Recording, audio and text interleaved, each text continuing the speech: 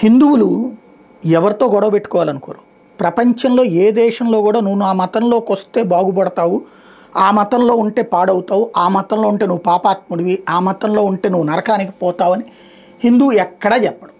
Even Hindu మత ధర్మాన్ని చెప్పేటటువంటి సాధు సంతుల దగ్గర నుంచి అర్చకుల దాకా ప్రతి ఒక్కళ్ళు చెప్పేటటువంటిది ఏమంటారు, నువ్వు తప్పు చేస్తే దానికి శిక్ష ఉంటుంది, అయితే గీతే దానికి సంబంధించి తెలియక చేసినటువంటి దానికి భగవంతుని వేడుకో, కొంత శిక్ష తగ్గుతుంది అంటారు కానీ శిక్ష పోతుందని ఎక్కడా చెప్పరు. దీన్ని అడ్డు పెట్టుకునినే మా దగ్గరకు వస్తే కనుక పాపాలన్నీ పోతాయి, మా దగ్గరకు వచ్చి ఒక ముక్క చెప్పుకుంటే పోతాయి అని ఒకళ్ళు, లేకపోతే ఇంకొకళ్ళు ఇంకొక రకంగా మాట్లాడుకుంటారు. సరే, అది ఎవరి వాదన వాళ్ళది, అది పక్కన పెట్టేద్దాం. హిందువుల్ని కులాల వారీగా, వర్గాల వారీగా, భాష వారీగా, ప్రాంతం వారీగా, రాష్ట్రాల వారీగా విడదీస్తున్నారు. ఈ విడదీయడంలో ఒకళ్ళకొకళ్ళు మనం మాట్లాడుకుంటుంటే మనం ఈ ఘర్షణల మధ్యన ఉండేదాన్ని క్యాష్ చేసుకుంటూ మిగతా వాళ్ళని ఏకం చేసుకుని ఓట్లు సంపాదించుకునేందుకు ఒక్క కథ నడుస్తుంటుంది.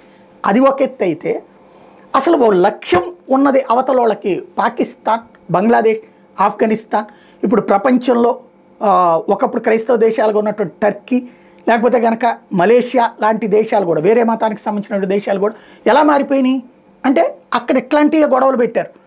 రాజకీయ నాయకులు గొడవలు పెట్టుకుంటూ ఉంటుంటే దాంట్లో వీళ్ళందరి మధ్యన గొడవల మధ్యన నిదానంగా ఆ దేశాన్ని మతం వైపుకి ఇస్లామిక్ కంట్రీస్ కిందకి మార్చేశారు. ఇండియా మీద కూడా రాబోయే 45 ఏళ్లలో ఇదే చేస్తాం. 45 ఏళ్ల తర్వాత వచ్చేటప్పటికి హిందువుల సంఖ్య తగ్గిపోతుంది, మా సంఖ్య పెరుగుతుంది, పైగా ఆ సందర్భంగా జిజియా పన్ను లాంటిది వేస్తాము అన్నటువంటి పాయింట్, అలాగే మత మార్పిలకు సంబంధించి జరుగుతుందంటూ చెప్పుకొచ్చినటువంటి ఒక మత పెద్దకి సంబంధించినటువంటి బయట ఇది. Go and conquer the adjacent country. What do? We kill them all? No.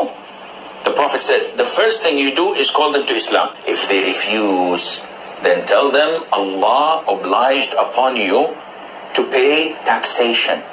In return, when enemy comes and attack your country, you don't fight. We Muslims protect you. Subhanallah, for this little money? Yes. And you enjoy sitting in your homes and in your country and live your life normally. But the ruling is for Sharia. So you do not open nightclubs, you do not fornicate. If they refuse, then we have to fight. And if we fight you, then we capture you, you become our slaves, and we take your land, and you take where... Because you refuse, I give you two good options in the coming 40, 50 years when the Muslims become strong as they're supposed to be. ఇది అర్థమైపోతుంది కదా, ఇందులో ప్రత్యేకించి చెప్పక్కర్లేదు కదా. మతపరమైనటువంటి strongness వచ్చిన తర్వాత మా మతాచారాల ప్రకారం ప్రభుత్వాన్ని నడుపుతాం, అదే సందర్భంలో ఎవరిని ఏం ప్రాణాలు తీసేయం, మతం మారమని చెప్తాం, మారకపోతే పన్ను కట్టమంటాం, మీ భూమి బాధవుతుంది, మీదంతా మాదవుతుంది. ఇలాంటిది ఓపెన్గా ఇవాళ సోషల్ మీడియాలో మాట్లాడేస్తున్నటువంటి రోజులు. బట్ మత ఉద్రిక్తతలు రెచ్చగొడుతున్నారంటూ హిందువుల మీద కేసులు పెడుతున్నారు కానీ ఇట్లాంటి వాళ్ళ మీద కేసులు పెట్టట్లేదు, ఇట్లాంటి వాళ్ళ మీద చర్యలు తీసుకోవట్లేదు. ఏమనాలా?